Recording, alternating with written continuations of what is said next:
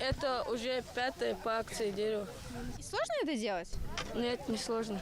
«Посади дерево, сохрани планете жизнь». Слоган акции красуется на плакатах, которые дети заранее подготовили. Работа идет активно и дружно, несмотря на то, что для некоторых из них это первое посаженное дерево в их жизни. Учителя все доступно объяснили, в стороне не остались и самые маленькие.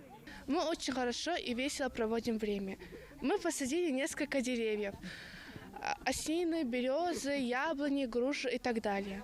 Мне очень понравилось это мероприятие. Это своего рода урок заботы о природе, принятие ответственности за будущее нашей планеты. Ребята понимают, это возможность внести свой вклад в сохранение окружающей среды. Начинается со своего второго дома, школы. Совместными усилиями ребята облагораживают территорию родной альма-матер.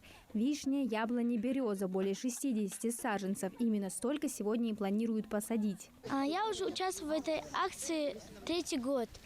Я очень люблю сажать деревья с бабушкой и со своей мамой. Они тоже здесь работают, да? Да. А какие деревья вы сажали? Мы сажали яблоню, грушу и березу. Цель акции – популяризация и пропаганда здорового образа жизни среди подрастающего поколения. Деревце за деревцем высаживают волонтеры. Более 200 саженцев на регион. Помимо 3-й школы их посадили и в других местах. Посадили в средней школе Кантышева номер 4, средней школе номер 4. Посадили в больнице в крепости и в садике в Очулках. Всего 200 деревьев. Мне хочется сказать большое спасибо нашей наставнице, которая постаралась выбить эти деревья.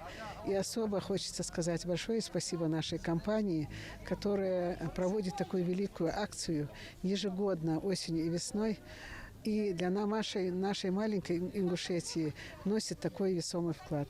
Деревья теперь будут украшать школу и очищать воздух вокруг нее. Юные озеленители своей работой гордятся. Амина Зязикова, Акрама Дасхоев, Магаз 24.